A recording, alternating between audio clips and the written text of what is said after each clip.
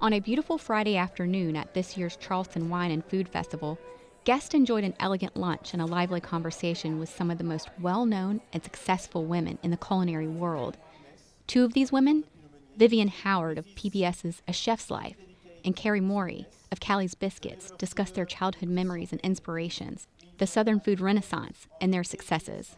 Well, I think that my grandmother and mother both inspired me because they were incredible Southern women who were very strong-willed and independent and made it their job to feed their family. And so that was the way that I was raised, was basically in the kitchen, whether it was, washing dishes or hulling out okra or, whatever the chore was, that was kind of my activity. I didn't really realize that the women in my family had inspired me until I was an adult. My mom was and is, she's had rheumatoid arthritis since she was 16. Throughout my childhood, she had multiple surgeries. She never complained about pain or not being able to do some of the things that other people did. And I was, as a kid, not really aware of how sick she was. And when I became an adult and I realized that she had been dealing with all this and raising 4 girls and running her household, and I thought that it really changed the way I looked at my mom, and I saw how inspirational she was, and I looked to that a lot. Vivian's most vivid memories of the kitchen came from her grandmother's house in North Carolina, but her fans know many of her mother's recipes inspire her today. I have a lot of memories of being in my grandmother's kitchen. She really enjoyed cooking, and I think she wanted to spend time in the kitchen. For my mom, cooking was more of a burden, so I don't remember her being in there as much. We always had home-cooked meals, but they were very simple. But my grandma, I think, was happiest behind the stove. But she didn't want any help. Like, she was not about to have me in there, slowing her down any.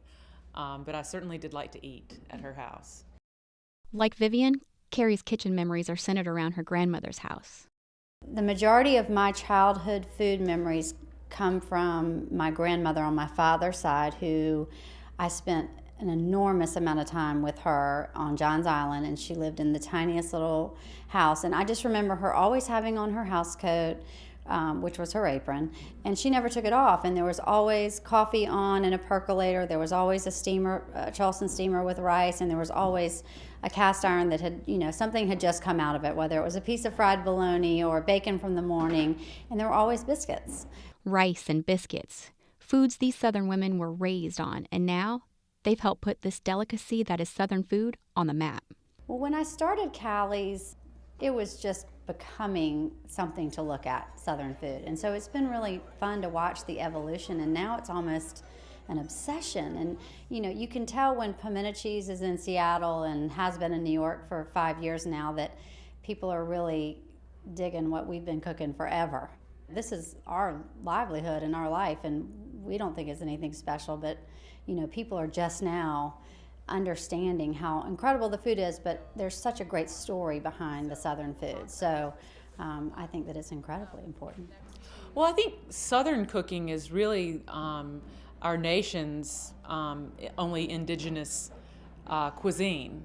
Obviously Southern food is pulled from many cultures around the world, but this is really where it all kind of started for the United States. It's ripe with stories, and people here are so passionate about it, and for whatever reason we've been able to hold on to many of the recipes and the traditions. And so I think people in the greater United States are drawn to that because our nation's history is so short that we want to connect to something. So I think that's why Southern food speaks to so many people. And not only have people throughout the country connected with Southern food, they've also connected with these two chefs, authors, businesswomen, and mothers. What's the key to their success? If you have something you want to do, no matter how crazy it sounds, you should pursue it. But if it is something that's completely out of the box, it's probably going to take your full dedication to do it. The key to my success has been doing something that I truly love And being passionate is, in my opinion, the most important thing that you can have when it comes to your work. Because you spend so much of your time working, you need to love what you do. And I think when you love what you do, it's not work, and you never stop working. So that has been the key to my success.